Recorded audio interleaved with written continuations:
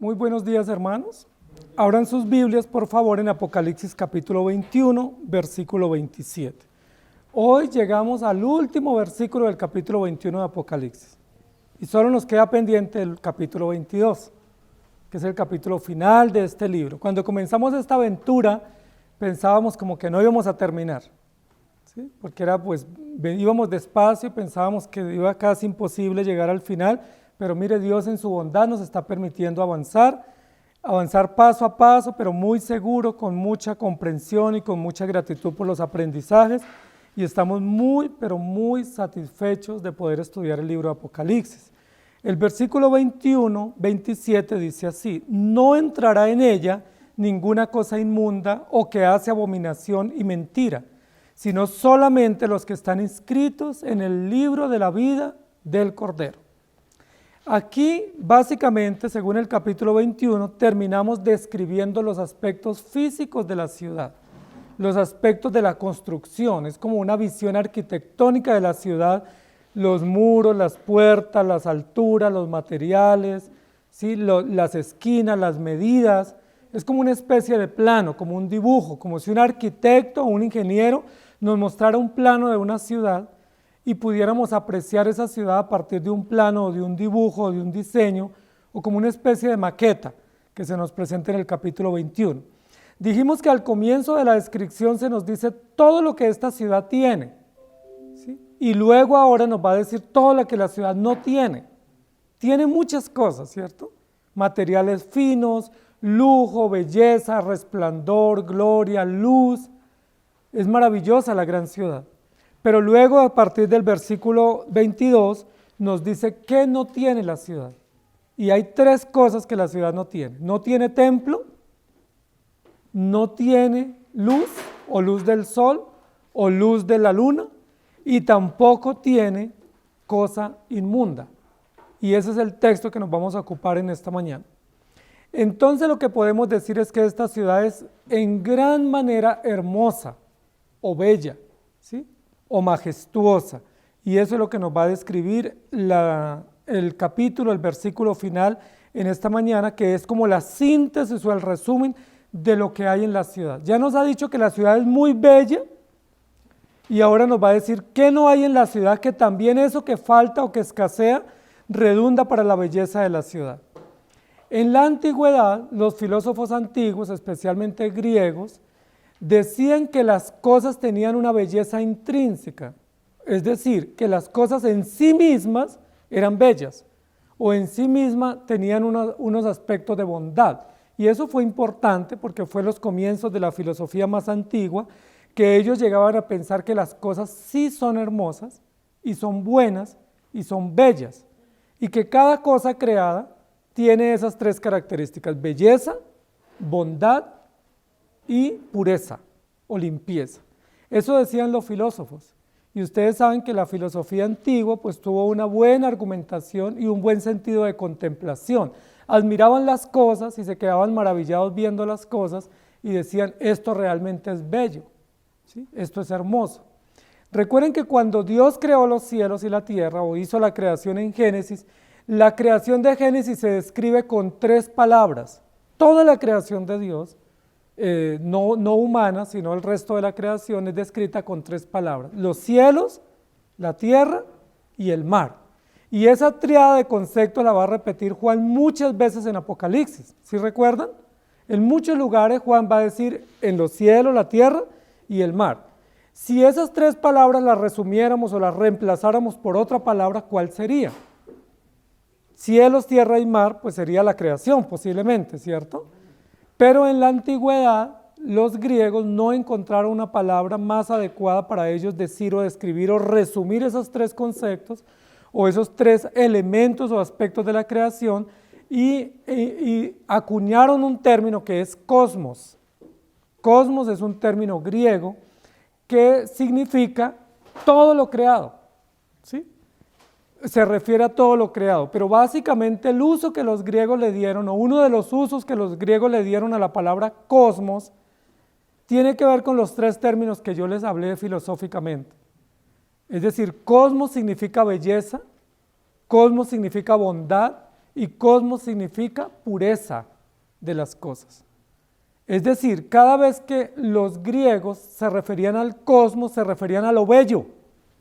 De ahí viene la palabra cosmético, cosmos, que es una palabra griega, ¿cierto? Cosmético, es decir, lo que se usa para estar más bello, más hermoso, más atractivo, o aquello que me ayuda a estar más bello. Entonces es muy interesante porque cuando nosotros escuchamos la palabra cosmos, uno de los sentidos o uno de los usos semánticos es bello, bueno y puro. ¿Sí me hago entender? Es decir, los filósofos antiguos y la mentalidad antigua, especialmente clásica, ellos cuando se referían al mundo decían el mundo realmente es bello, ¿sí? Es bello, es hermoso, es puro, es limpio. Y yo les pregunto, ¿estaban equivocados?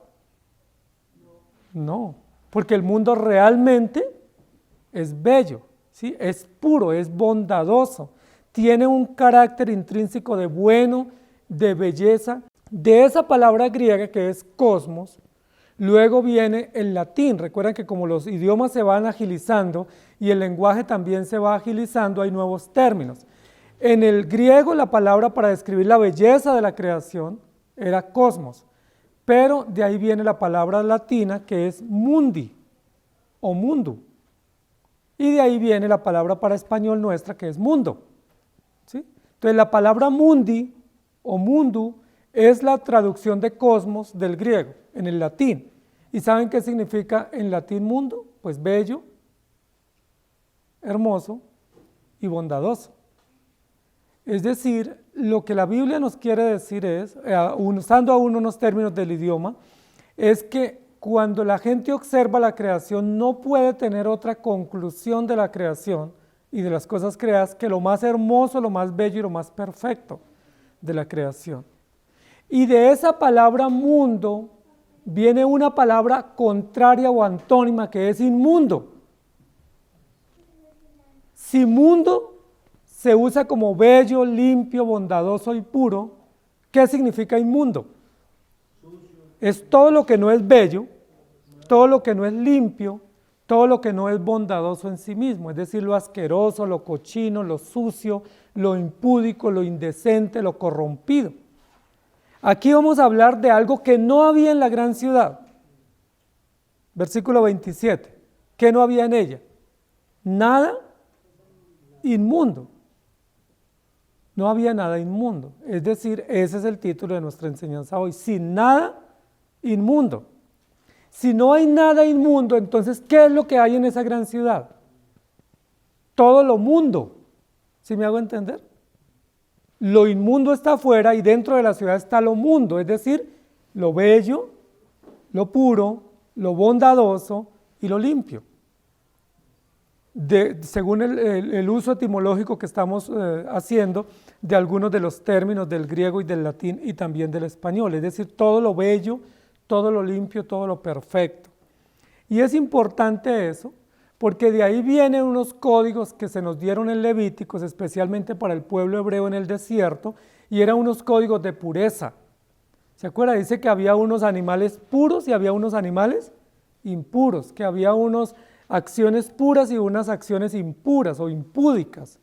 Es decir, que no correspondían a la vida o a la convivencia o al carácter del creyente y del pueblo de Dios, y por supuesto que marcan una línea de pensamiento de que no todo está permitido y que no todo es conveniente. Las religiones, todas las religiones del mundo, incluido el cristianismo, que también es una religión que tiene una filosofía y un pensamiento cristiano basado en las escrituras, establece lo que moralmente está aceptado y lo que moralmente es inaceptable. Eso es claramente definido en las escrituras, de tal manera que no tenemos confusión. Entonces vamos a ir otra vez entrando en materia. Sin nada inmundo. 3 cosas no hay en la gran ciudad, recordemos. Porque eso tenemos que mantener el hilo de pensamiento. 3 cosas no hay. No hay templo, porque dijimos que todos adoramos en espíritu y en verdad. Ya no se requiere un lugar físico donde transportarnos o donde ir.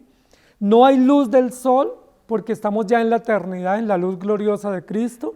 Ya no hay que trabajar, ni producir, ni angustiarnos, porque eso es para el ahora, para el ya. Y lo otro que no hay es cosa inmunda.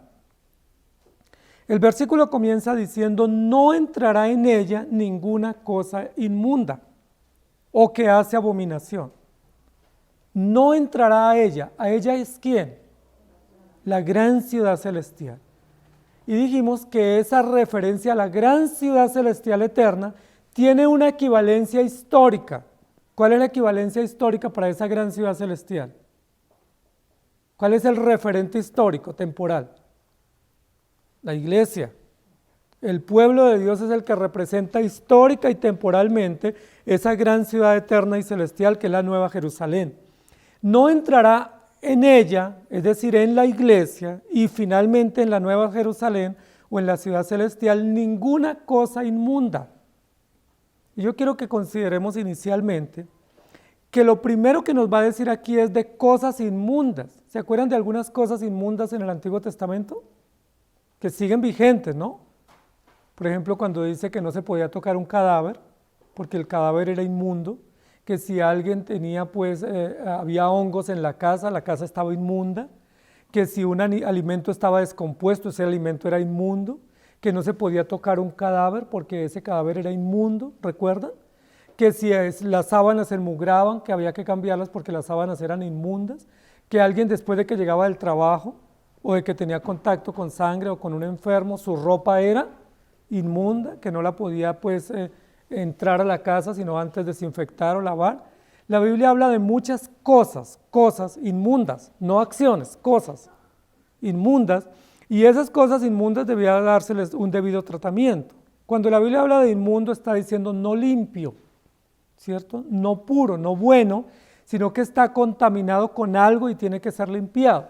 Ahora con este tema de la pandemia y los protocolos de bioseguridad, a nosotros nos han estado diciendo que cuando llegamos de la casa tenemos que lavarnos las manos, cambiarnos la chaqueta, quizás cambiarnos los zapatos o desinfectarlos. ¿Por qué? Porque según los códigos de pureza, ahora para esta pandemia, esos objetos vienen inmundos. Es decir, cuando uno llega, que estuvo en la calle, que estuvo en un lugar público, estuvo en medio de otras personas y llega a la casa, lo más correcto es desinfectar los zapatos o la suela de los zapatos porque llegan inmundos, cambiarse la chaqueta porque llega inmunda, lavarse las manos porque también son inmundas, no significa que son malas, sino que vienen contaminadas. ¿Sí me hago entender? Que vienen sucias. Cuando la Biblia habla de los códigos de pureza en Levítico, está hablando de las cosas que no están limpias. Aún para nosotros comer los alimentos, todos los alimentos que compramos o que procesamos, antes de consumirlos debemos lavarlos, debemos desinfectarlos, en muchos casos hervirlos o pringarlos, o purificarlos, esterilizarlos porque sabemos que están inmundos. No es que los vamos a desechar, si los limpiamos o los purificamos nos los podemos comer. Aquí lo primero que va a decir la Biblia en este versículo es que en esta gran ciudad, que aquí históricamente está representada por la iglesia, no debe entrar ninguna cosa inmunda, de las cosas, ningún objeto que esté contaminado. La pregunta es, ¿con qué se contaminan los objetos? ¿O de qué se contaminan? Pues en el ambiente se contaminan de suciedad, de bacterias, de inmundicia, de mugre, de manchas. Son las cosas con las cuales se contaminan los objetos, ¿cierto? La loza, los cubiertos, la ropa, los objetos en la casa, el carro. Cualquier objeto tiene que uno que limpiarlo porque hay polvo, hay humedad, hay hongos, hay bacterias, hay microbios. Aún los colchones, las sábanas, la ropa, lo que uno guarda en el closet, aquí en esta ciudad se humedece con facilidad y le salen hongos. Entonces lo que dice la Biblia es toda cosa inmunda debe ser purificada antes de ser usada o antes de ser consumida, si es un alimento. Pero hablando en términos figurativos, ¿de qué las cosas se contaminan en este mundo? Hablando en términos ya de la moral bíblica, ¿de qué se contaminan? Del pecado. ¿Sí? ¿Cuáles son las bacterias que contaminan las cosas que nosotros usamos? El pecado, la maldad, el engaño, la suciedad de este mundo, la impureza de este mundo, lo engañoso de este mundo. De eso se contaminan las cosas. Y la Biblia dice que hay que limpiar las cosas o limpiar nuestra vida y nuestro cuerpo porque el mundo en el que vivimos está lleno de maldad. Y como nosotros nos movemos en ese mundo de maldad todo el tiempo, porque ahí están nuestras casas, ahí están nuestros trabajos, nos relacionamos con gente engañosa y perversa. ¿Qué tenemos que hacer constantemente? Limpiarnos, ¿cierto? Lo primero que va a decir aquí el versículo es que a esta ciudad no entrará. Y miren que es un categórico en el versículo, ¿cierto? No dice posiblemente, quizás, de pronto, ¿sí? Quizás algo entre. ¿Qué es lo que dice? Enérgicamente no entrará nada inmundo. Es decir, hay un registro, hay un control a la entrada, hay una supervisión estricta para que no entre absolutamente nada inmundo a la gran ciudad. Eso en primer lugar es maravilloso, porque eso garantiza que en esta gran ciudad o en esta ciudad maravillosa y celestial todo es impecable, ¿sí? Es impoluto, es perfecto, es diáfano, es limpio en todo el sentido del término, no solo en teoría, sino en práctica, porque hay un registro, hay una revisión exhaustiva para que no entre en ella ninguna cosa inmunda. La pregunta es, ¿quién se encarga de hacer ese protocolo, o de hacer ese registro, o de hacer ese control a la entrada? ¿Serán algunos porteros, algunos vigilantes, algunos diáconos, ujieres, que son puestos ahí con una pistola para revisar con unos elementos pues de pureza? ¿O quién se encarga de revisar y hacer el control de que no entre nada inmundo? El Espíritu Santo, ¿cierto? Nuestro Dios. El mismo Señor Jesucristo, porque Él es santo y puro, y Él mismo se encarga de revisar y de garantizar que no entre absolutamente nada inmundo. Y eso es muy importante. Lo primero que tenemos que decir aquí es que todos estamos inmundos. ¿Estamos de acuerdo? Es decir, todos estamos sucios. ¿Sucios por qué? Por el pecado, por el engaño de nuestro corazón, por la maldad que nos domina, porque del corazón salen los malos pensamientos, las malas acciones y el mal obrar. Como nuestro corazón ya está contaminado, porque desde Adán todos somos pecadores y malvados, ¿qué necesitamos para poder entrar a la gran ciudad? Necesitamos la justicia de Cristo. Y eso es lo primero que yo quiero resaltar. Solo los limpios entrarán al reino celestial. Solo los limpios, y eso lo dice en Mateo en la bienaventuranza. Bienaventurados los de limpio corazón, porque ellos verán a Dios. ¿Qué necesitamos si nuestro corazón está sucio, si vivimos en un mundo inmundo, si nuestro corazón es inmundo y corrupto, nuestros pensamientos son inclinados solamente al mal? ¿Qué necesitamos? Pues la justicia de Cristo, la obra perfecta, la sangre de Jesucristo que nos limpia, que nos lava y que nos da el derecho o el permiso o la garantía de entrar al reino de los cielos, que nos da la garantía de que estamos limpios. Esa obra se llama la justificación o se llama la regeneración también. A través de la regeneración nosotros podemos llegar al reino de los cielos. No sé si ustedes recuerdan cuando Jesús se encontró con Nicodemo. Nicodemo visitó a Jesús de noche, ¿sí? Porque temía, como era una figura pública, temía que al otro día fuera tendencia en los medios de comunicación, porque había visitado a Jesús y Jesús pues no era considerado un gran personaje en la sociedad pues de élite judía. Jesús era considerado como un revolucionario de clase baja, ¿sí? Popular, que andaba en las calles, en los senderos, con mucha gente de mala reputación a su alrededor. Y Nicodemo era un gran hombre de la sociedad judía, ¿sí? Se considera que era como una especie de magistrado, o muy posiblemente pertenecía al Senado de la República, que era como un senador hoy en día, ¿sí? O un gran asesor político muy importante. Entonces Nicodemo no quería ir de día porque todo el mundo se iba a enterar y tenía temor, tenía quizás vergüenza y quería ser muy sigiloso, muy cauteloso. Visitó a Jesús de noche. ¿Recuerdan cuál fue la pregunta que le hizo a Jesús? ¿Se acuerdan? ¿Qué debía o qué necesitaba para heredar la vida eterna? Pero Nicodemo era un hombre muy piadoso, bastante ortodoxo en el cumplimiento de la ley, pero el Señor le dice, te es necesario nacer de nuevo. Y dice la Biblia que Nicodemo pues se le volvió toda una confusión en su mente. Era un hombre muy brillante en su conocimiento, era un hombre muy importante, muy intelectual, muy apreciado en la sociedad judía en Jerusalén, pero él se confundió con esa respuesta que Jesús le dijo. Jesús le dijo, es necesario nacer de nuevo. La pregunta es, ¿qué le dijo Jesús? En términos de lo que estamos hablando hoy en Apocalipsis, ¿qué le dijo Jesús? Nicodemo, tú eres un hombre inmundo. Eso fue lo que le dijo. Usted es un hombre corrompido. Puede que usted dé la apariencia de ser un hombre piadoso, un hombre recto y pues administrador de la ley judía, pero usted es un hombre sucio, un hombre corrompido, un hombre impúdico, un hombre sucio. Si usted quiere entrar al reino de los cielos, usted necesita. ¿Y qué es nacer de nuevo?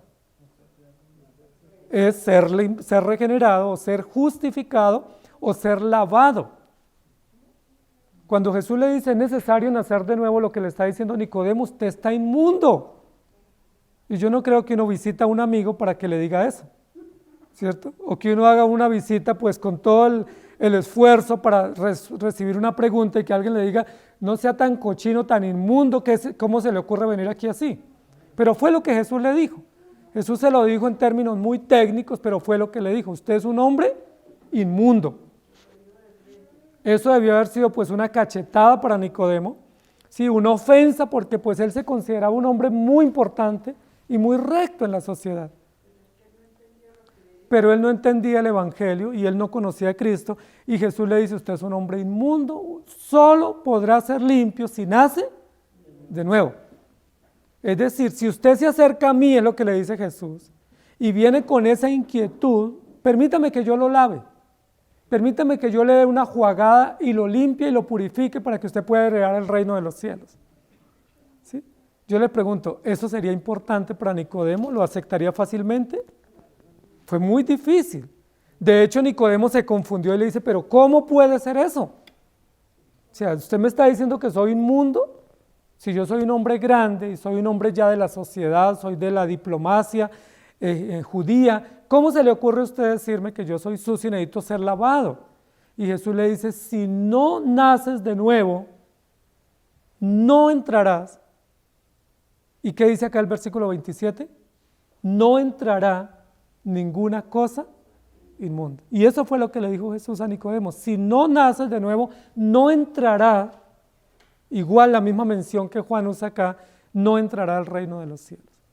¿Qué era lo que Jesús le estaba diciendo a Nicodemo? Que él estaba inmundo y que la única manera, la exclusiva manera, la selecta manera de poder ser purificado es a través de la justificación que Cristo obra o donde Cristo obra a través del Espíritu Santo, la regeneración. Quiero traer a memoria otra historia. Cuando Jesús fue a ser crucificado en esos días previos, dice la Biblia que Jesús tomó una toalla, tomó una vasija o una palangana y reunió a sus discípulos y fue a lavarle los pies de los discípulos. ¿Y se acuerdan qué dijo Pedro? Pedro era bien intempestivo, ¿cierto? Muy reactivo, reaccionaba muy rápido. ¿Y se acuerdan cómo dijo Pedro? No, ¿cómo se le ocurre, Señor? No me lavas a mí. A mí no me lavas. ¿Y qué le dijo Jesús? Si no te lavo, no tienes parte conmigo en el reino de los cielos. Entonces, ¿qué fue lo que dijo Pedro? Entonces, no solo los pies, sino todo el cuerpo. Ese Pedro era impresionante, ¿cierto? Impresionante, extremista, ¿sí? Extremista, pero fue como Pedro reaccionó y esa reacción tan legítima también nos muestra la disposición de Pedro y por qué Jesús lo llamó a ser un discípulo. Y le dijo, entonces láveme todo. ¿Y se acuerdan cómo le dijo Jesús? Ya no necesitas que te lave todo porque ya tú estás lavado, solo necesito lavarle los pies como una señal de servicio. Ya Pedro había sido justificado y Jesús le dijo, yo ya te lavé, ya te justifiqué, ya te regeneré, ya tú estás limpio, pero lo que estoy representando aquí es una escena de servicio, de que aquel que sirve es más grande que el que es servido. Eso fue lo que Jesús quiso representar con la lavada de los pies de los discípulos. Pero lo que yo quiero decir acá en Apocalipsis 21 es que el Señor otra vez a través del apóstol Juan nos está recordando que a la gran ciudad, que aquí se llama la iglesia o el pueblo de Dios, no entrará ninguna cosa inmunda. La pregunta es, ¿ustedes ya fueron lavados? Esa es la pregunta que tenemos que hacer. Y esa pregunta nadie nos la puede responder. Cada uno la tiene que responder. Dice la Biblia que el Padre no responde por el Hijo, ni el Hijo puede responder por el Padre. Yo no puedo decir, sí, ya todos ustedes están limpiecitos, porque eso no lo sé yo. ¿Sabe quién lo sabe? Ustedes mismos y el Señor Jesucristo. Solo ustedes saben, por el testimonio que les da el Espíritu, si ustedes ya fueron lavados. Si ustedes ya fueron lavados, no necesitan más limpieza, porque ya fueron justificados o regenerados, y ustedes tienen el derecho por la justificación o por la elección de entrar a la gran ciudad. Y si no fueron lavados, ¿qué tienen que hacer? Si no han sido lavados. Si alguno de los que escucha no ha sido lavado, ¿qué debe hacer? Pues decirle, como dijo Nicodemo: Señor, entonces, ¿qué debo hacer? ¿Y se acuerdan que le dijo el Señor? Pues tienes que nacer de nuevo, porque aunque el viento lo escuchas y lo sientes, no sabes de dónde viene ni para dónde va. Y ahí en Juan capítulo 3, Nicodemo fue regenerado. Tanto así que luego Nicodemo fue uno de los discípulos que ya no fue de noche, o de los seguidores de Jesús, sino que públicamente pidió el cuerpo de Jesús a uno de los emperadores o de los magistrados romanos, y le dio sepultura juntamente con José de Arimatea. ¿Recuerdan eso? Ya no fue de noche. ¿Por qué ya no fue de noche? Porque ya estaba limpio, ya era un hombre limpio, justificado, fue reconocido como un seguidor de Jesús, ya no tuvo miedo de salir a la luz y de publicar que él era un seguidor de Jesús.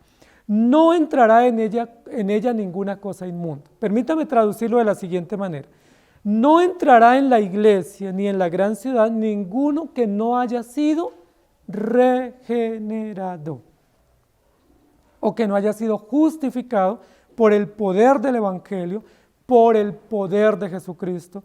Ninguno que no haya sido, como dice Pedro, salpicado o rociado con la sangre de Jesucristo.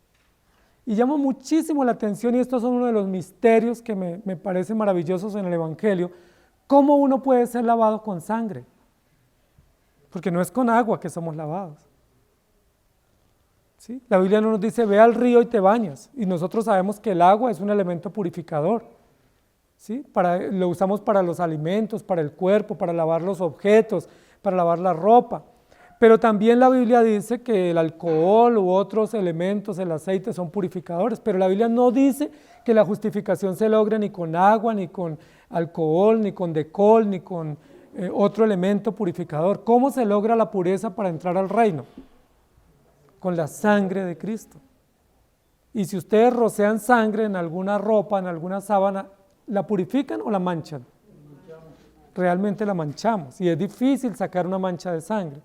Pero esto es un gran misterio del Evangelio, porque lo que nos está diciendo es que para que seamos purificados tiene que alguien morir en nuestro lugar y derramar su sangre, y a través de su sangre derramada cumplir o satisfacer toda justicia ante el Padre y cubrir la culpa o la deuda que nosotros tenemos ante Dios. Entonces, nuevamente, amados hermanos, ¿ustedes ya fueron lavados? No con agua, no les estoy preguntando si se bañaron hoy. Les estoy preguntando si ya fueron rociados con la sangre de Cristo. La pregunta también es: ¿cuántas veces necesitamos ser rociados para poder estar limpios? ¿Una o muchas veces? Una sola vez y para siempre. Solo nacemos una vez, solo somos marcados o sellados una vez, solo somos justificados una vez y para siempre, y solo somos declarados hijos de Dios una vez y para siempre. Por eso Jesús le dice a Nicodemo: es necesario nacer de nuevo, porque solamente nacemos una vez. Amados hermanos, eso es muy, pero muy extraordinario. Quiero que leamos Hebreos capítulo 11, versículos 8 al 16. Entonces, el primer aspecto de nuestra enseñanza hoy es: sin nada inmundo, solo los limpios, a través de la justicia. Limpios a través de la justicia. Hebreos 11, 8 al 16 dice: por la fe Abraham, siendo llamado, obedeció para salir del lugar del que había de recibir como herencia. Y salió sin saber a dónde iba. Por la fe habitó como extranjero en la tierra prometida, como en tierra ajena, morando en tiendas con Isaac y Jacob, coherederos de la misma promesa. Porque esperaba la ciudad que tiene fundamentos, cuyo arquitecto y constructor es Dios. ¿Qué esperaba Abraham? ¿Qué esperaba? Una ciudad que tiene un fundamento seguro y tiene un arquitecto especial. ¿Cuál es esa ciudad? La ciudad celestial, o la Nueva Jerusalén, o la patria celestial. Y uno se pregunta, amados hermanos, yo no sé si ustedes se preguntan eso, pero yo sí me pregunto: Abraham fue de los primeros hombres en la historia de la humanidad. Está considerado uno de los padres del pueblo hebreo, y uno de los padres del Antiguo Testamento. Es un patriarca. Abraham desde ese momento en el Génesis, capítulo 12, 15, 17, 21, ya esperaba esta gran ciudad. ¿Quién le reveló a él que se estaba construyendo una gran ciudad y que tenía un arquitecto perfecto y maravilloso que es Cristo? ¿Cómo Abraham lo supo? Por la misma fe que usted y yo hemos recibido.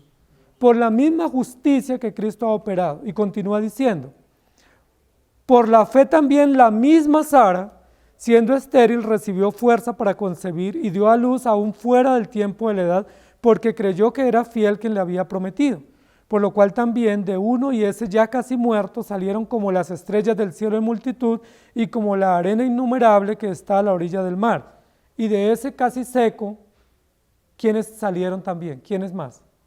Ustedes y todos nosotros.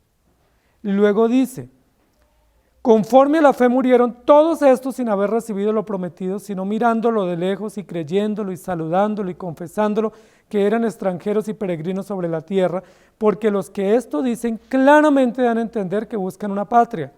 Pues si hubiesen estado pensando en aquella donde salieron, ciertamente tenían tiempo de volver, pero anhelaban una mejor, esto es celestial, por lo cual Dios no se avergüenza de llamarse Dios de ellos, porque les ha preparado una ciudad. Miren lo extraordinario. Dice, los que están buscando patria, en el caso de los creyentes, no están buscando volver a la patria donde salieron, porque la que salieron es una patria inmunda, corrupta, y ya no pertenecen a ella. Caminan rumbo a ¿cuál patria? A la patria celestial, y por eso dice, no se desaniman. Se mantienen firmes, constantes, observan de lejos, abrazan, expectan la ciudad, la observan, la contemplan de lejos, y Dios no se avergüenza de llamarse Dios de ellos porque les ha preparado una patria. Miren, hay una correspondencia acá en lo que está diciendo. Así como el creyente no se avergüenza de confesar su fe y de mantener la expectativa y la esperanza gloriosa del reino celestial, de igual manera Dios nuestro Padre no se avergüenza de decir, ellos son mis hijos, los estoy guardando hasta que los lleve a la ciudad celestial. Juan 14, versículo 3 dice, y si me fuere y os preparare el lugar, vendré otra vez y os tomaré a mí mismo, para que donde yo estoy, vosotros también estéis. Y luego en Hebreos capítulo 12, 22 y 25, al 25 dice así, sino que os habéis acercado al monte de Sión, a la ciudad del Dios vivo, Jerusalén la celestial, a la compañía de muchos millares de ángeles, a la congregación de los primogénitos que están inscritos en los cielos, subrayen eso por favor, a Dios el juez de todos, a los espíritus de los justos hechos perfectos, a Jesús el mediador del nuevo pacto y a la sangre rociada que habla mejor que la de Abel. Mirad que no desechéis al que habla, porque si no escaparon aquellos que desecharon al que los amonestaba en la tierra, mucho menos nosotros si desecháremos al que amonesta desde los cielos. Inscritos en el libro de la vida porque primero fueron rociados con sangre. Y ahora sí que entendemos eso porque en todas las casas donde uno llega o los negocios lo rocian a uno con un spray, ¿cierto? Con hipoclorito, con decol, con alcohol, con geles, ¿cierto? A uno en todos lados lo están rociando y eso nos debe recordar. Cada vez que usted llega a un lugar y le digan ponga sus manos para limpiarlo, purificarlo, recuerden que ya usted y yo fuimos purificados por Cristo con su sangre. Ahora, no estoy diciendo que no se dejen purificar en los locales. Hay que hacerlo porque es un protocolo para bioseguridad, para salubridad, para bienestar higiénico.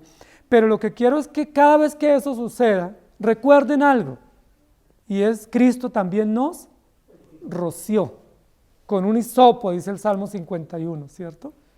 Lávame con hisopo y seré más blanco, más limpio que la nieve. Y también en Pedro, y aquí en este texto de Hebreos, dice que ya Él nos roció con su sangre, nos alcanzó, nos salpicó con su sangre, y a través de ese rociamiento, ese derramamiento de su sangre, nos declaró justos, nos declaró perfectos, y nos declaró hijos pertenecientes al reino de los cielos. Amados hermanos, ¿no es eso maravilloso? Si la Biblia dice en el capítulo 21-27 de Apocalipsis que ninguna cosa inmunda entrará, ¿qué es lo que está afirmando? Porque así como afirma quién no entra, intrínsecamente el texto está afirmando quién entra. Si no entra ninguna cosa inmunda, entonces ¿qué entra? Toda cosa limpia, o todo objeto perfecto, o todo objeto total y plenamente justificado o purificado por la sangre de Jesucristo. La pregunta es, ¿usted va a entrar? Esa garantía, esa certeza la debes tener tú a través del Espíritu Santo, porque el Espíritu nos da testimonio. No podemos dar testimonio por ustedes, pero yo sí creo que todos los que se congregan, que todos los que aman la palabra, que todos los que dan fruto público de fe, dan testimonio visible de que han sido lavados. Si ustedes no hubieran sido lavados, ¿dónde estarían hoy? Y solo en el hipotético caso de que ustedes no estuvieran lavados, que fueran inmundos, ¿dónde estuvieran? Pues con los inmundos, ¿cierto? En el muladar, en la cochera, en la suciedad, en la inmundicia, porque es allá donde se revuelca el inmundo, ¿sí? Es allá donde él se mantiene en el vómito, ¿sí? En la pudredumbre, en el abismo, en lo más asqueroso del mundo, es donde él vive y se deleita y le parece sabrosa esa vida. De hecho, lo que nosotros hacemos a ellos les parece locura. Y dicen, un domingo usted en una iglesia, ¡qué aburrido! Y para nosotros eso no es aburrido, es un deleite, y más bien lo que decimos es lástima de ellos. Dios tenga misericordia de ellos, porque ellos se revuelcan en el muladar y no quieren venir a la luz. Segunda parte del texto, dice, o que hace abominación y mentira, es la segunda parte del texto. Es decir, no entrará cosa inmunda, es decir, que no sea justificada, y luego amplía un poco el texto o el concepto diciendo, o ninguna cosa que hace abominación y mentira. La pregunta es, ¿está hablando de cosas, de objetos o está hablando de personas? De personas. Sin embargo, el argumento del texto es describiendo cosas. Porque recuerden que todo el tema del templo, o todo el tema del mobiliario del templo y del arca y de los sacrificios estaba constituido por cosas. Sí, había cortinas, había mesas, había platones, había vasos, había todo un mobiliario de cocina que debía ser purificado y consagrado para el uso santo del templo, pero esos sí eran cosas u objetos. Aquí, aunque el texto dice no entrará ninguna cosa inmunda, la pregunta es, ¿al cielo entran cosas o entran personas? Entran personas, muy bien. Y luego dice, ni que hace abominación y mentira. La pregunta es, ¿las cosas pueden mentir? No, ¿quiénes son los que pueden mentir o pueden hacer cosas aborrecibles? Las personas. Entonces no está describiendo cosas. Aunque use el argumento de las cosas, está describiendo personas conscientes, personas con moral, personas responsables ante Dios. Y esa segunda parte tenemos que tomarla con mucho cuidado y con mucha responsabilidad.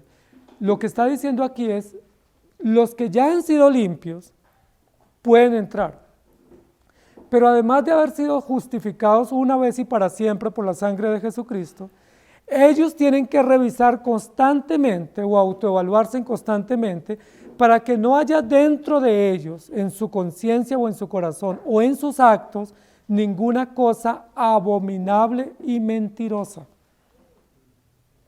Y yo quiero que ustedes vayan al capítulo 21, versículo 8. En el mismo capítulo 21, Juan ya nos había dicho, pero los cobardes e incrédulos, los abominables y homicidas, los fornicarios y mentirosos y hechiceros, los idólatras y todos los mentirosos tendrán su parte en el lago que arde con fuego y azufre, que es la muerte segunda. ¿Cuántos pecados describe Juan en el versículo 8? Abominables, homicidas, fornicarios, hechiceros, idólatras y mentirosos. 6. Pero ¿cuál es el primero que él describe en el versículo 8? Abominables. ¿Y cuál es el último? Mentirosos. Vamos al versículo 21. ¿Cuáles son los dos que describe? Abominables y mentirosos. Es decir, el primero y el último que describió en el versículo 8. Es decir, lo que está haciendo es una síntesis. Está resumiendo lo que dijo en el 8 y lo resume con dos palabras que son como el paréntesis que encierra todas las acciones censuradas por Dios y las que no tienen cabida en el reino de los cielos.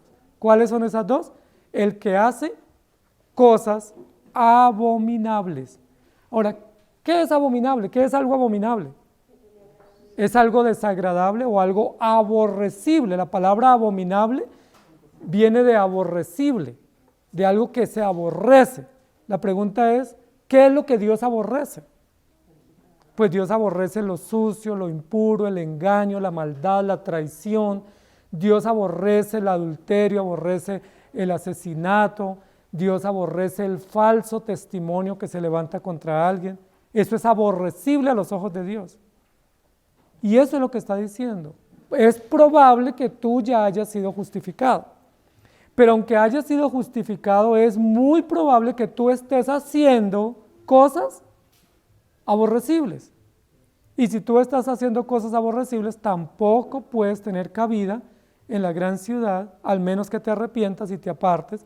Y no solamente cosas aborrecibles, sino cosas mentirosas. Yo no sé si ustedes han recordado, pero en varios lugares de Apocalipsis se menciona un pecado que Dios aborrece y que lo dicen en Proverbios capítulo 6. 6 cosas aborrece Jehová y aún 7 abominan su alma o aborrece su alma. ¿Se acuerda cuáles son? Los ojos altivos, la lengua mentirosa, el que levanta falso testimonio contra su prójimo, el que juzga, bueno, varios de los argumentos del Proverbio 6 al 9, habla de la mentira y el engaño y el falso testimonio. Y no sé si se han dado cuenta, pero varias veces Juan ha dicho que la mentira es una situación o un pecado gravísimo. Y yo quisiera que llamáramos la atención sobre eso, porque el texto la llama aquí, sobre la mentira. Hoy en día se nos ha vuelto común mentir, ¿sí? Y de pronto uno dice, no, yo no soy mentiroso. Pero por ejemplo, cuando uno dice, yo llego temprano y no llega temprano, ¿qué está diciendo? Una mentira. Cuando dice, ya voy y no va, ¿qué está diciendo? Una mentira. O cuando uno dice, cuente conmigo y no pueden contar con uno, ¿qué fue lo que dijo? Una mentira. O cuando uno dice, yo lo llamo y le recuerdo y no lo llamó, ya dijo mentira. Es decir, la mentira se nos ha vuelto común, pero no por ser común deja de ser mentira. Nosotros, por ejemplo, con mucha frecuencia a uno le hacen invitaciones a reuniones o algunas cosas y uno dice, déjenme pensarlo y yo le aviso. Pero ahí uno ya le está diciendo una mentira porque uno ya claramente en su conciencia uno dice, yo no estoy pensando ir o yo no voy a ir. Uno cómo disimula o cómo usa diplomacia para responderle a la persona en lugar de decirle, no, conmigo no cuente, que debiera decirlo.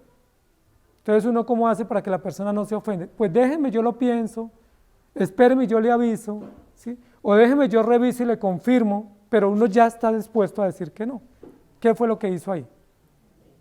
Dijo una mentira, ¿cierto? O en el tema de la compra y venta, los que compramos y vendemos, también se usa a veces mucha mentira en el tema de las características de un producto, en las garantías, en todas las condiciones, aún en el precio, se dice mentira. Y a veces a nuestros hijos en la casa les enseñamos a decir mentiras, ¿sí? Llama a alguien y ¿qué le decimos al niño? Diga que yo no estoy, ¿sí? Y mi mamá, ella también se escondió, ¿sí? Diga que yo no estoy, ay, dígale que estoy ocupado, ay, dígale que vuelvo otro día que se me olvidó, pero muchas de esas respuestas son mentirosas. ¿Sí me hago entender? ¿Qué es lo que está diciendo aquí el texto? Ninguna mentira, o ningún mentiroso mejor, o ningún engaño, o ningún falso testimonio, o que levante falso testimonio, entrará al reino de los cielos. Yo quiero que ustedes recuerden cuál es el 9º mandamiento. ¿Se acuerdan? Éxodo 20 y Deuteronomio 7, Deuteronomio 6. ¿Cuál es el 9º mandamiento? No levantarás contra tu prójimo falso testimonio. Ahora, ¿qué es un falso testimonio? Una mentira, un chisme, puede ser un señalamiento inapropiado, puede ser un comentario que se vuelve voz populi, porque los comentarios se vuelven así, ¿no? Dicen que están diciendo que dijeron, ¿y ya eso qué es? Pues un chisme, porque si yo no estoy seguro, si yo no recibí esa información de primera mano, si yo no estoy convencido que eso es verdad, pues mejor guardo silencio y no difundo una información que es engañosa, que es peligrosa. Así mataron a Jesús con falsos testimonios. Así mataron a Esteban con falsos testimonios. Así mataron a los discípulos, a la mayoría, con falsos testimonios. A Pablo y Pedro y Juan los metieron varias veces a la cárcel y los azotaron con falsos testimonios. Y ustedes que tienen acceso a las redes hoy en día se dan cuenta que por las redes difunden una cantidad de información. Pero mucha de esa información que se difunde en las redes es mentirosa o es engañosa, ¿sí? O es gente que tiene otras intenciones o políticas o militares o ideológicas o simplemente confundir y engañar. Y uno a veces comienza a repartir o a retuitear o publicar eso, dando por hecho que eso es verdad. La pregunta es, ¿yo también estoy compartiendo y publicando algo mentiroso? Si yo tengo una inquietud de algo, vaya a la fuente. Eso es lo que la Biblia nos dice. Si se dice algo, que sea comprobado con mínimo 2 o 3 testigos. ¿Sí recuerdan? Yo les quiero hacer una pregunta. ¿Son ustedes mentirosos? Si somos mentirosos, ¿qué necesitamos hacer? Porque así no podemos entrar a la gran ciudad. Arrepentirnos y comenzar a decir la verdad. Comenzar a decir la verdad aunque esa verdad cueste, aunque duela, aunque incomode, aunque ofenda, aunque nos cierre puertas, pero hay que decir la verdad siempre, ¿sí? Porque la verdad es la que hace honor al mensaje que nosotros pregonamos. ¿Por qué la mentira es tan aborrecible por Dios? Porque la Biblia dice que Jesús es el camino, la verdad y la vida. Y usted no puede ser hijo de un papá de verdad o de un padre de verdad si usted es un hijo mentiroso. ¿Sí me hago entender? Nosotros como padres le podemos exigir a nuestros hijos que digan verdad si nosotros siempre les decimos verdad. Y uno les puede retar, mire mi amor, ¿cuándo yo te he dicho una mentira? Tú no vas a decir mentiras porque eso ofende a Dios y tampoco es el ejemplo que yo le estoy dando. Usted tiene que decir la verdad, no importa si eso le trae consecuencias o un castigo, una disciplina, pero siempre se tiene que decir la verdad y asumir las consecuencias. Esa diplomacia de decir cosas maquilladas para aparentar una cosa, generalmente siempre son engañosas. Y la Biblia condena fuertemente todo lo que es abominable. Y una cosa abominable es la mentira. La pregunta es, la mentira no es una cosa. La mentira es un pecado, la mentira es un hábito malvado que nace en el corazón del ser humano y que le lleva a torcer su vida y torcer sus prácticas y engañar a muchos. La Biblia registra en Génesis capítulo 2 y capítulo 3 tres mentiras. 3 y 4 tiene 3 mentiras. La primera mentira la dijo Satanás. No moriréis. ¿Se acuerdan? ¿Eso era verdad o era mentira? Era mentira. Dios les había dicho en Génesis 2, moriréis. Y la serpiente le dice, no moriréis. Primer mentira. La segunda mentira la dice Eva, no le tocaréis. No comeréis del árbol ni le tocaréis. Y Dios nunca prohibió tocar el árbol. ¿Qué fue lo que prohibió? Comer el fruto. Eva ya está engañada y ya está diciendo mentiras. Ella le añadió una palabra que no se dijo. Y solemos hacer eso, ¿cierto? Nos dicen blanco y nosotros decimos que era blanco como negro, pero eso nunca se dijo, ¿sí? Ya añadimos algo y eso es mentira. Y la tercera mentira la dijo Caín. Cuando el Señor le pregunta por Abel, le dice, ¿dónde está Abel tu hermano? Caín responde con una respuesta evasiva, mentirosa, diciendo, ¿yo qué sé? ¿Acaso soy guarda de mi hermano? ¿Sí? Una respuesta mentirosa. Pues él tenía que haber dicho, sí, lo maté. Si era tan valiente, si era tan grande y tan fuerte para obrar mal, él debería haber dicho, yo lo maté, ¿y qué pasa? ¿O qué me va a pasar? ¿O aquí estoy? Sin embargo, él evadió. Y ustedes saben que los medios de comunicación todo el tiempo se tejen grandes mentiras. Acuérdense que en el capítulo 17 y 18 de Apocalipsis hablamos de 3 espíritus malignos, ¿se acuerdan? Que el dragón, la bestia y el falso profeta vomitan 3 espíritus malignos. ¿Y se acuerdan a qué animal se parecen? A las ratas. A las ratas no, a las ranas. Se parecen a 3 ranas. ¿Y recuerdan qué dijimos de esas ranas? ¿Qué pueden simbolizar? El croar, el chisme que a sangre fría se difunde. ¿Sí? Que eso representa todos los sistemas de comunicación, ideología, sistemas pedagógicos, sistemas sociales, sistemas de instrucción, sistemas políticos engañosos y perversos, que difunden informaciones nocivas sobre cualquier tema, solamente para confundir, para desviar la atención y para crear una cortina de humo. La Biblia dice que el dragón, la serpiente antigua, la bestia y el falso profeta, ¿qué es lo que vomitan de su boca? Falsas o falsedades, o cosas engañosas y perversas, y eso es lo que el mundo recibe. Y recuerden que esas ranas son venenosas, ¿sí? Porque siempre que hay engaño, hay veneno. Recuerden lo que dice la Biblia, que en Santiago capítulo 3, de la lengua que sale, veneno mortal. ¿Se acuerdan? Que Santiago dice que ojo con la lengua, que la lengua es uno de los miembros más pequeños y de los más incontrolables que tenemos. Uno puede controlar un poquito la vista, de pronto hasta el oído, pero la lengua, Dios mío, gravísimo. Y ese es un problema de todos, no es de uno, es de todos. Entonces, ¿qué tenemos que hacer para poder entrar a la gran ciudad? Con esa misma lengua, ¿cierto?, que ofendemos o que engañamos, decirle, Señor, por favor, ten misericordia de mí, fréname la lengua, pero más que la lengua, sana mi corazón, porque del corazón es que emanan los malos pensamientos, las malas acciones y las inmundicias. No es de la lengua que salen las inmundicias, con la lengua se expresan, o con la boca, pero salen del corazón. Es muy importante lo que Juan está diciendo acá. Así como no entra ninguno que no haya sido regenerado, tampoco entra ninguno que haga o que practique abominación y mentira. Lo que Juan está diciendo es, algunos posiblemente aparentan que son justos, pero aunque aparentan que son justos, ¿quién los delata? Sus acciones, ¿cierto? Sus frutos. Y uno de los frutos es el fruto de la lengua que lo delata. Y eso lo va a decir la Biblia en muchos lugares. Leamos Génesis capítulo 3, 4. Dice, entonces la serpiente dijo a la mujer, no moriréis. Génesis 4, 9. Y Jehová dijo a Caín, ¿dónde está Abel tu hermano? Y él respondió, no sé. ¿Soy yo acaso guarda de mi hermano? ¿Se acuerda que así respondió Pedro cuando negó a Jesús? Le dijeron, ¿dónde está? ¿Usted es seguidor de él? Y él dijo, no sé de qué me están hablando. Sí, no sé, ni entiendo por qué me hacen esa pregunta. Pero Pedro estaba mintiendo. No solo estaba evadiendo, no solo estaba cuidando su cuero, sino que estaba también diciendo mentiras, igual como Caín. Salmo 12, 1 y 2. Salva, oh Jehová, porque se acabaron los piadosos, porque han desaparecido los fieles de entre los hijos de los hombres.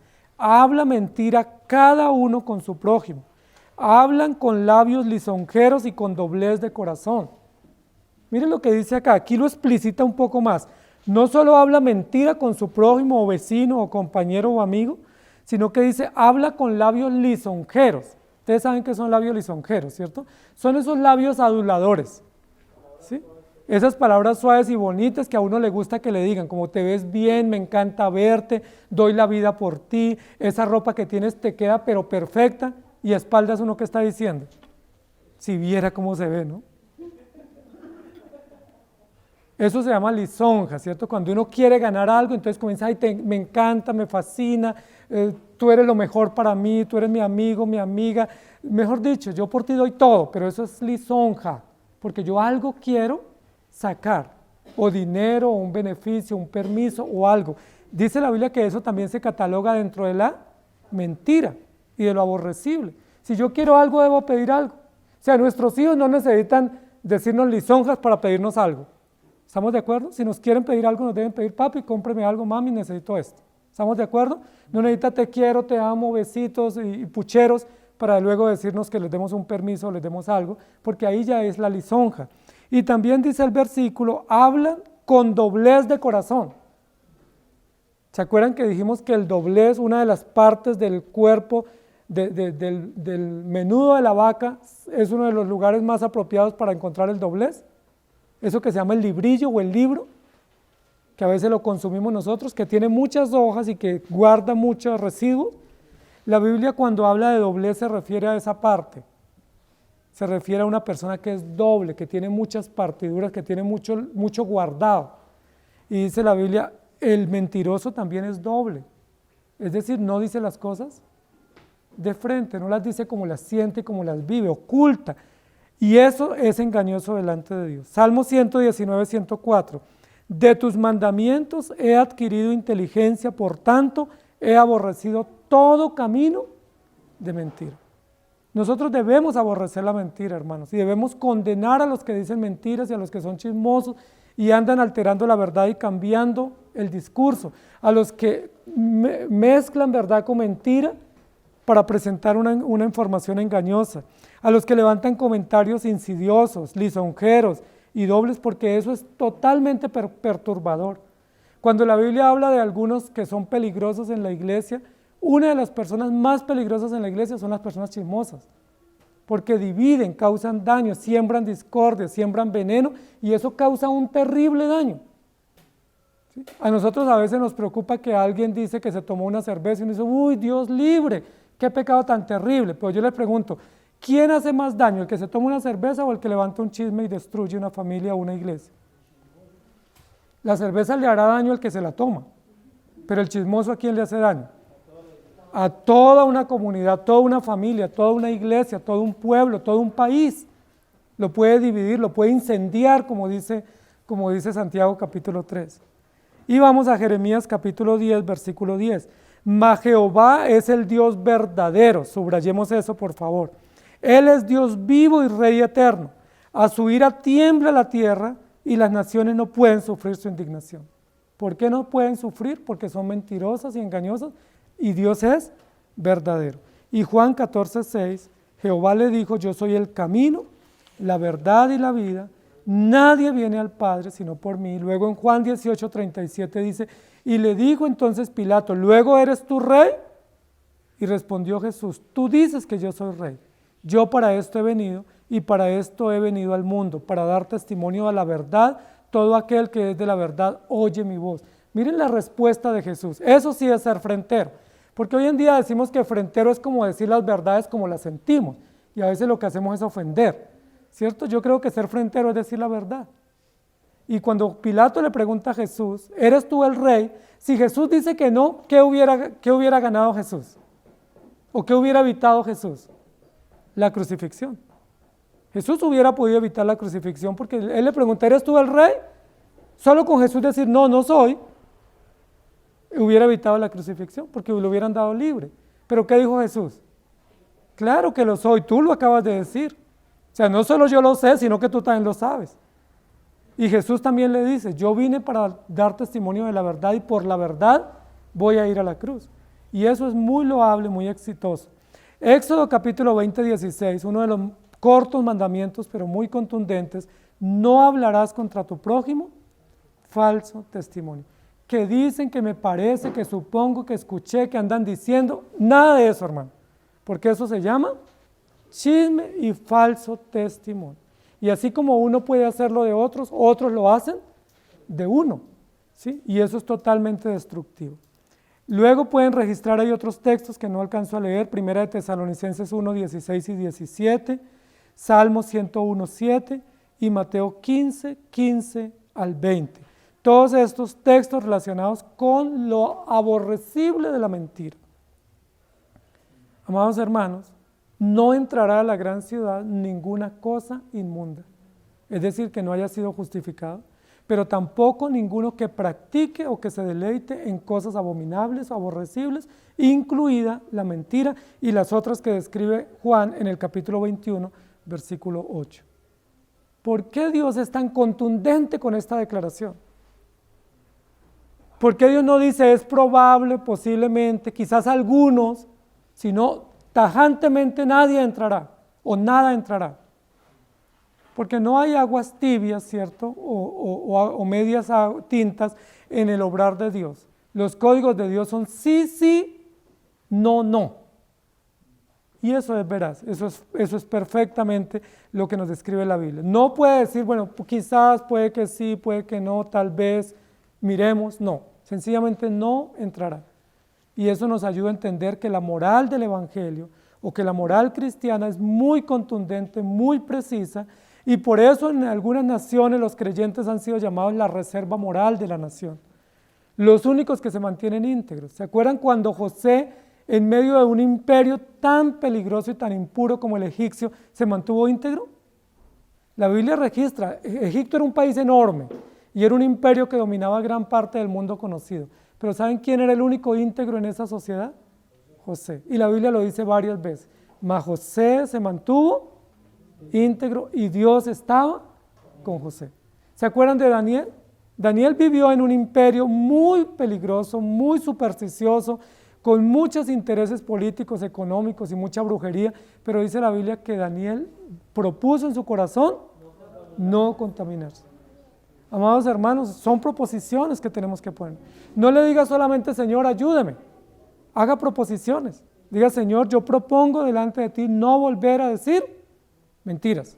Yo propongo dejar de hacer tanto comentario. Yo propongo dejar de decir cosas que son inadecuadas, o en mi trabajo, o en mi casa, o en mi barrio, porque yo sé que eso es abominable, y si yo sigo en estas, ¿cuál es el final del día? No entraré a la gran ciudad celestial. Y el tercer paso del texto dice, sino solamente los que están inscritos en el libro de la vida del Cordero. Y aquí nos voltea el sistema de redacción. Está hablando de lo que no y los que no, y ahora dice los que sí, ¿cierto? Solamente entrarán, o por el contrario, o opuestamente a lo que venimos diciendo, solo ingresarán o solo tienen derecho de estar en la iglesia y en la ciudad celestial los que están inscritos en el libro de la vida del Cordero. Y esta es una mención muy, muy hermosa en el libro de Apocalipsis, que la ha repetido Juan varias veces.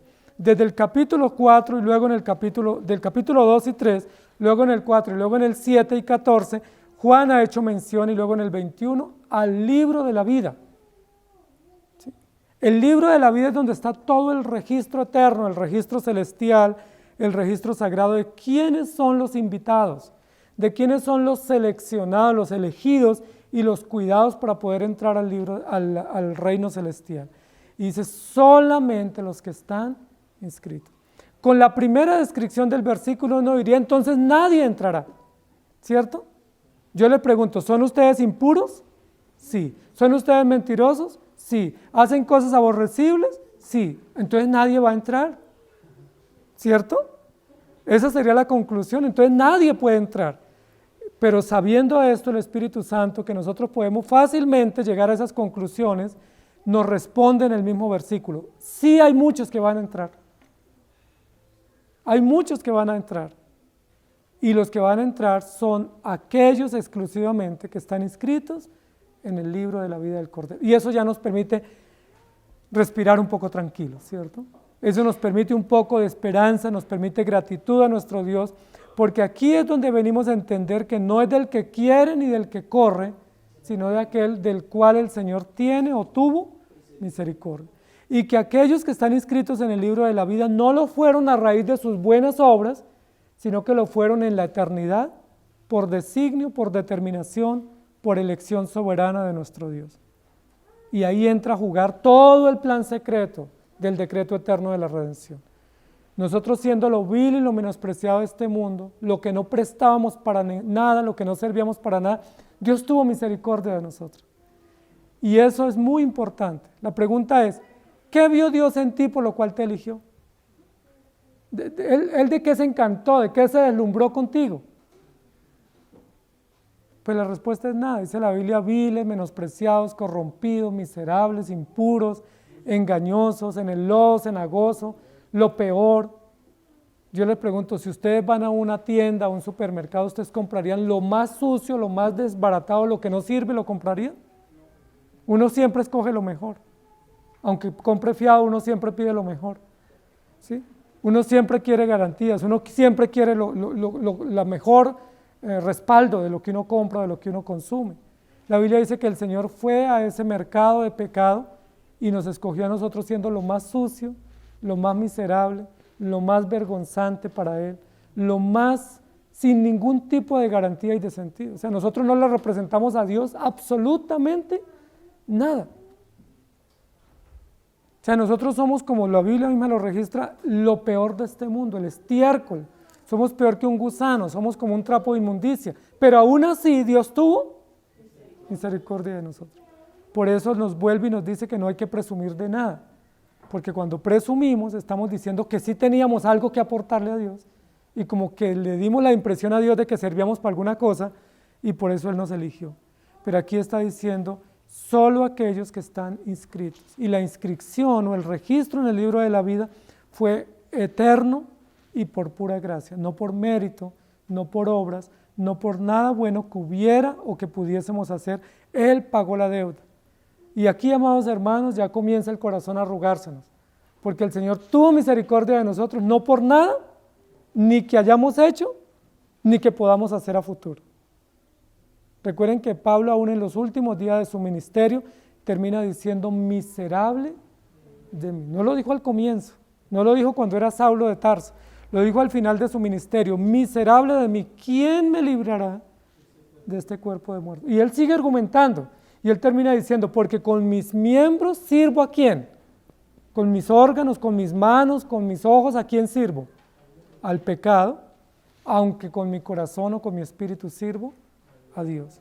El apóstol Pablo nos recuerda que aún después de tanto tiempo de nosotros estar en el Evangelio y de conocer las verdades del Señor y de pregonar el Evangelio y vivir para Él, aún seguimos siendo viles y menospreciados, sin ningún valor propio para Dios. La pregunta es: ¿por qué nos inscribió? Si nos registró en el libro, ¿por qué lo hizo? Pues la Biblia nos da la respuesta, ¿cierto? En Efesios, en Gálatas, en Corintios, en Romanos, por el puro afecto de su voluntad. Y nos da una respuesta un poco más fuerte, dice: porque así le plació. Es decir, porque esa fue su decisión, porque Él así lo determinó. ¿Y quién podrá objetar su decisión? ¿Podrá alguien contradecir, objetar, interrogar a Dios por su determinación? Él te quiso salvar a ti, punto. Y si Él lo quiso hacer, ¿quién le objeta? ¿Quién le reclama? ¿Quién le cuestiona? Y si Él no quiso elegir a otro, pues igual, ¿quién le reclama? Y ahí es donde viene en Romanos, ¿cierto? 9, ¿altercará el barro con el hacedor o con el alfarero? Pues es una torpeza si lo hiciera. La Biblia nos dice que solo serán salvos los que están inscritos. Es decir, ¿quiénes son salvos? No los que se purifican, no los que mantienen una vida piadosa, no los que se esfuerzan. ¿Quiénes son salvos? Aquellos que Dios determinó, eligió, registró, dejó de antemano consignado para que la gloria sea exclusivamente de Dios y no nuestra. Si nosotros somos salvos por obra, la gloria no es de Dios, la gloria es del que obra. ¿Sí? Si los salvos fueran los que diezman, pues entonces los que diezman todos serían pues socios de un club, ¿no? O que tienen acciones en una empresa, porque son los que aportan. La Biblia dice: no, no son los que obran, son aquellos que confían en la obra perfecta de Jesucristo, que no tienen nada para dar y que al no tener nada, pues vacían su corazón y sus condiciones delante del Señor, y Dios tiene misericordia. No entrará a ella ninguna cosa inmunda o mentirosa, sino solamente los que están inscritos en el libro de la vida. Ustedes y yo podemos saber si estamos inscritos, y la forma de saber es si Dios nos dio fe para creer en Él. Si Dios te dio fe, con toda seguridad tú estás inscrito en el libro de la vida. Y no debes tener dudas si Dios te dio la fe verdadera para creer que Cristo te perdonó, que Cristo te está santificando y que Cristo te está ayudando para llegar a la ciudad celestial. El capítulo 21 termina diciendo: solo los salvos heredarán la vida eterna. Y con esa expresión contundente cierra las puertas a todos los que quieren llegar por obras. ¿Se acuerdan? Los fariseos, los saduceos, los religiosos, los moralistas, ¿sí? Todos los que aparentan obras, todos los que creen que con su elocuencia o con su moralidad o legalismo pueden llegar. El Señor cierra la puerta nuevamente acá a la ciudad celestial y dice: solo los que están inscritos en el libro de la vida. Tú puedes llegar con muchas obras allá, ¿sí? Puedes tener todo el registro de video, de foto de todas las obras que haces y presentarte con ellas, ¿sí? Con una bitácora grandísima de obras. Y cuando llegue, ¿qué le va a decir el Señor? Apartaos de mí, hacedores de maldad, no los conozco. Las obras no sirven para nada a la entrada, porque lo único que sirve a la entrada es que tú estés inscrito en el libro de la vida. Y esa es una decisión unilateral, soberana, eterna de nuestro Dios, donde no hubo ninguna incidencia de parte nuestra, donde nosotros no participamos y donde lo único que podemos hacer es aceptar que Él nos eligió. Si Él nos eligió, debemos obrar en consecuencia, vivir conforme al llamado que el Señor nos hizo y al encargo que nos ha dado. Terminamos leyendo algunos textos. Santiago capítulo 4, versículo 4. Oh almas adúlteras, ¿no sabéis que la amistad del mundo es enemistad contra Dios? Cualquiera pues que quiera ser amigo del mundo se constituye enemigo de Dios. No podemos servir a Dios y al mundo. O servimos a Dios o servimos al mundo. O hacemos negocios con Dios y a la manera de Dios, o hacemos negocios con el mundo y a la manera del mundo. O nos relacionamos a la manera de Dios o nos relacionamos a la manera del mundo. Pero claramente la Biblia dice, no podemos, imposible, pretender ser amigos del mundo y a la vez amigos de Dios. ¿Sí? Esa diplomacia o esa política de que yo me llevo bien con todos o que yo me relaciono con todos no aplica acá. Porque en el Evangelio o eres de Dios o eres del mundo. O vives para Dios o vives para el mundo. Segunda de Corintios 2, 16 y 17. Por lo cual dice, salid de en medio de ellos y apartaos, dice el Señor, no toquéis lo inmundo y yo os recibiré. Esperanza, ahí hay esperanza para nosotros.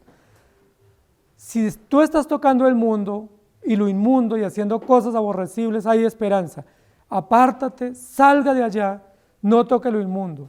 Y el versículo 18, y seré para vosotros por Padre, y vosotros me seréis hijos e hijas, dice el Señor Todopoderoso. Y Eclesiastés 2:17, aborrecí por tanto la vida, porque la obra que se hace debajo del sol me era fastidiosa, por cuanto todo es vanidad y aflicción de espíritu. Esa es una excelente conclusión que el creyente debe tener. Este mundo cansa, este mundo es fastidioso, este mundo aflige. Lo único que no me aflige es estar con el Señor. Lo único deleitoso es reunirme con los santos, adorar al Señor, seguir la Escritura, poner en práctica ese Evangelio, porque la vida cristiana es sin nada inmundo o sin ninguna cosa inmunda. Oremos. Amado Señor, te damos gracias por permitirnos hoy una vez más estudiar tu palabra. Y gracias porque hoy vuelve y nos hablas al corazón. Del corazón salen las malas intenciones, las traiciones, los engaños, los chismes, las mentiras, los falsos testimonios. Y te pedimos que nos perdones. Te agradecemos altamente que nos hayas elegido, sin tener nosotros absolutamente nada que darte y sin nosotros poder presumir de nada. Pero gracias porque lo hiciste por pura e infinita e incomparable gracia. Y gracias también porque nos has dado la seguridad de la vida eterna. No hay nada bueno en nosotros, lo único bueno que hay en nosotros es lo que tú has puesto. Y eso que has puesto no nos pertenece, te pertenece a ti y la gloria es para ti por ello. Te damos gracias por esta mañana, por podernos estudiar tu palabra, por permitirnos estudiar tu palabra y por recordarnos que ninguna cosa inmunda o que se relaciona con el mundo y que rompe el código de belleza, de bondad y de pureza que tú has establecido en tu ley y en tu creación, entrará al reino de los cielos. Por eso nuestra súplica hoy es lávanos, Señor. Lávanos y seremos limpios. Lávanos y seremos más blancos que la nieve, Señor. Lávanos y emblanquécenos, por favor, porque estamos sucios y contaminados. Nuestras manos contaminadas, nuestra mente sucia, nuestros labios también engañosos, nuestras prácticas aborrecibles. Ten misericordia de nosotros, Señor. Ya que nos registraste en el libro, ya que nos regeneraste, por favor, lávanos, Señor. No nos dejes ir hoy a casa, ni ir a dormir en la noche en nuestras camas, sin tener la conciencia de que tú nos has perdonado, que tú nos has lavado y que tú nos has santificado. Te pedimos todo esto con una súplica gigante, una súplica fuerte, Señor, y muy sentida de nuestro corazón. Ten piedad de nosotros. En Cristo Jesús. Amén. Que el Señor les bendiga, querida iglesia.